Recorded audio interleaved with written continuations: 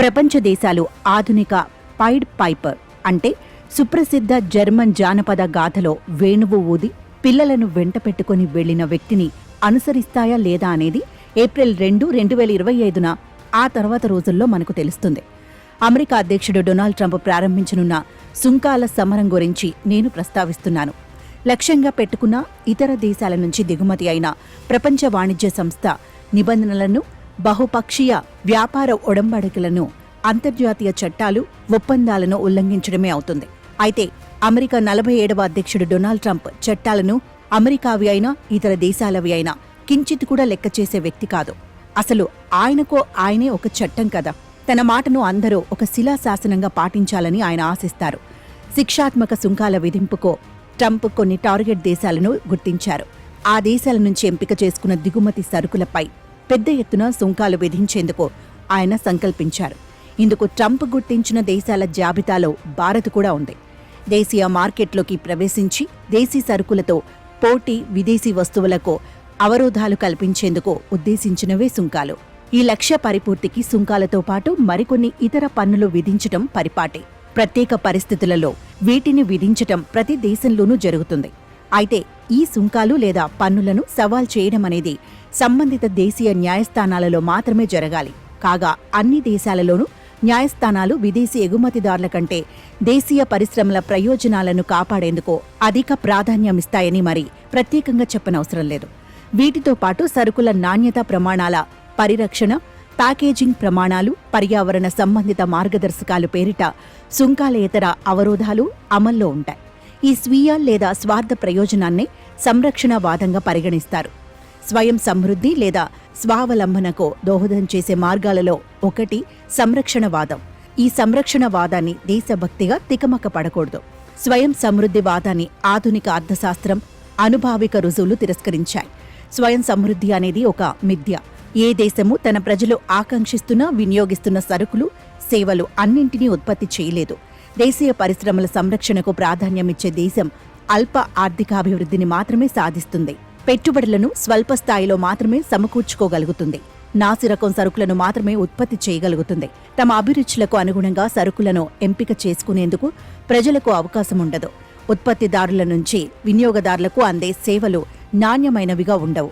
సంరక్షణవాద విధానాలు కాక స్వేచ్ఛా విపణి విధానాలే ఆర్థికాభివృద్ధికి ప్రధాన చోదన శక్తులని గత 50 సంవత్సరాల చరిత్ర నిర్ణయాత్మకంగా నిరూపించింది. ప్రపంచ సంపన్న దేశాలన్నీ పోటీదాయక ఆర్థిక విధానాలను, స్వేచ్ఛా వాణిజ్య పద్ధతులను అనుసరించినవే. భారత్ 4 దశాబ్దాల పాటు సంరక్షణ విధానాలను అనుసరించింది. దిగుమతులపై ఆంక్షలు విధించింది. ఫలితంగా మన ఎగుమతులు పరిమితమయ్యాయి, అంతకంతకు కుదించుకుపోయాయి. వాణిజ్య మంత్రిత్వ శాఖలో ఒక ప్రత్యేక విభాగం ఉంది. Chief controller of imports and exports అన్న ఉన్నతాధికారి ఆధ్వర్యంలో పలువురు అధికారులు, ఉద్యోగులు ఆ విభాగంలో ఉన్నారు. అయితే ఒక ప్రశ్నను ఎవరూ లేవనెత్తలేదు. దిగుమతులపై నియంత్రణకు ఒక ప్రధాన అధికారి ఉండటం అర్థం చేసుకోదగిన విషయమే. అయితే ఎగుమతుల నియంత్రణకు ప్రధానాధికారి ఎందుకు? విదేశీ మారక ద్రవ్యం ఎంతగానో అవసరమున్న దేశంలో ఎగుమతులపై నియంత్రణకు ప్రత్యేకంగా ఒక ఉన్నతాధికారి ఎందుకు? ఈ ప్రశ్నను ఎవరూ అర్థం చేసుకోలేదు. 1991లో ఆర్థిక మంత్రిగా డాక్టర్ మన్మోహన్ సింగ్ నియమితులయ్యారు. ఆయన ఆర్థిక విధానాలు సంరక్షణవాదాన్ని త్యజించేందుకు దారితీశాయి. దేశ ఆర్థిక వ్యవస్థ ప్రపంచ ఆర్థిక వ్యవస్థతో అనుసంధానమైంది. 1991-92లో ప్రకటించిన కొత్త విదేశీ వాణిజ్య విధానం కాలం చెల్లిన వాణిజ్య నిబంధనలకు స్వస్తి చెప్పింది. భారత్ స్వేచ్ఛా వాణిజ్య విధానాలను పూర్తిగా అనుసరించడం ప్రారంభించింది. సంరక్షణ విధానాలు గతించిన చరిత్రగా మారిపోయాయి. ఆంక్షలను తొలగించారు, నియమ నిబంధనలను సరళీకరించారు, దిగుమతులపై సుంకాలను క్రమేణా తగ్గించారు. భారతీయ పారిశ్రామికవేత్తలకు విదేశీ పారిశ్రామికవేత్తల నుంచి పోటీ ఎదురైంది.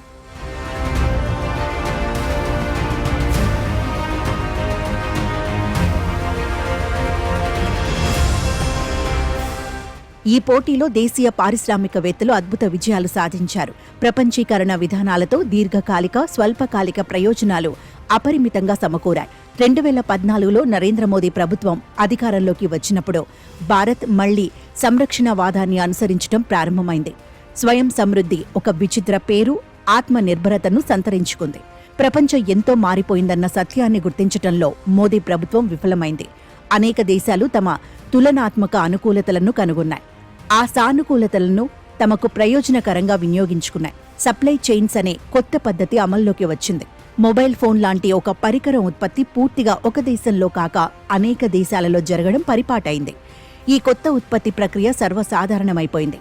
Made in Germany, made in Japan అనే ప్రతిష్టాత్మకత గతించిన విషయమైపోయింది. అనేక వస్తువులు మేడ్ ఇన్ ద వరల్డ్ గా ప్రపంచవ్యాప్తంగా వినియోగదారులకు అందుబాటులోకి వచ్చాయి. మోదీ ప్రభుత్వ ఆత్మనిర్భర్ సాధించిందేమిటి? త్యజించిన నియమ నిబంధనలు, లైసెన్సుల విధానం, ఆంక్షలు, మరి ముఖ్యంగా సుంకాలను పునఃప్రారంభించడమే కాదు. సరే, ట్రంప్ మహాశయుడు రెండోసారి అధికారానికి వచ్చిన కొద్ది రోజులకే సుంకాల సమరానికి నాందిగా మొదటి అస్త్రాన్ని ప్రయోగించాడు. అల్యూమినియం, ఉక్కు దిగుమతులపై సుంకాలు పెంచాడు. అయితే వెనకడుగు వేసి ఆ సుంకాల వసూళ్లను వాయిదా వేసి అందుకు కొత్త తేదీ నిర్దేశించాడు. మార్చి 26న ఆటోమొబైల్స్, వాటి విడిభాగాల దిగుమతులపై భారీ సుంకాలు విధించాడు. ట్రంప్ నిర్ణయాలు, చర్యలకు భారత్ ప్రతిస్పందన ఇంతవరకు గోప్యంగా ప్రతిచర్యలు చేపట్టే రీతిలో ఉంది. 2025-26 కేంద్ర బడ్జెట్లో సుంకాల తగ్గింపును ప్రభుత్వం ప్రకటించింది. ఈ చర్య ట్రంప్ను ఏమీ ప్రభావితం చేయలేదు. ఇండియాకు అనుకూలంగా ఆయన వైఖరి మారగలదనే సూచనలు కనిపించటం లేదు. వైట్ హౌస్ సమావేశంలో నరేంద్ర మోదీ మెరమెచ్చు మాటలు మాట్లాడారు. అయితే అవేమీ ట్రంప్ను సంతృప్తిపరచలేదు. ద్రవ్య బిల్లును ఆమోదించిన సమయంలో డిజిటల్ సర్వీస్ ట్యాక్స్ను ఉపసంహరించుకున్నారు. అమెరికాకు మరిన్ని రాయితీలు ఇచ్చే విషయమై మోదీ ప్రభుత్వం చర్చలు జరుపుతోంది. దేశాల ఆర్థిక వ్యవస్థలను కుదిపివేయనున్న ట్రంప్ సుంకాల సమరాన్ని ఎదుర్కొనేందుకు ఇది సరైన దృక్పథమేనా? సరైనదనే భావన కలిగించే రీతిలో ప్రభుత్వ తీరు లేదు. భారత్, అమెరికా పరస్పర ప్రయోజనాలకు మేలు కలిగే విధంగా సమస్త సుంకాల విషయమై సమగ్రంగా చర్చించాలి. తన స్నేహితుడు ట్రంప్ తత్వం మోదీకి బాగా తెలుసు కనుక సుంకాల విషయంలో తగ్గారు. ట్రంప్ నిర్దేశాలను పాటించేందుకు సుముఖమయ్యారు. అయితే భారత్ ప్రయోజనాలను సంరక్షించడంలో మోదీ సఫలమవుతారా లేదా అన్నది ఇప్పుడే స్పష్టంగా చెప్పలేం. ట్రంప్ ప్రారంభించనున్న సుంకాల యుద్ధంలో తన ప్రయోజనాలను రక్షించుకునేందుకు భారత్కు ఇతర దేశాల మద్దతు, సహాయ సహకారాలు ఎంతైనా అవసరం. అలాగే ఆ దేశాలకు అమెరికాపై వాణిజ్య పోరులో విజయం సాధించాలంటే భారత్ మద్దతు తప్పనిసరి. Canada, Britain, France, Germany, Japan, దక్షిణ కొరియా ఈ సుంకాల పోరులో భారత్తో కలిసి వచ్చే దేశాలు. భారత్ అనుసరించాల్సిన వివేకవంతమైన మార్గం ఏమిటి? ఒక కలెక్టివ్గా ఏర్పడేందుకు, ఆ దేశాలకు నచ్చచెప్పి అంగీకరించేలా చేసేందుకు భారత్ పూనుకోవాలి. ఉమ్మడి ప్రయోజనాలను కాపాడుకునేందుకు సంఘటితమైన ఈ మిత్ర దేశాలతో సమిష్టిగా చర్చలు జరిపేలా అమెరికాను ఒత్తిడి చేయాలి. ట్రంప్ ప్రభుత్వంతో చర్చల ద్వారా ప్రపంచ దేశాల సుస్థిర ఆర్థికాభివృద్ధికి దోహదం చేసే ఒక సమగ్ర ఒప్పందానికి రావాలి.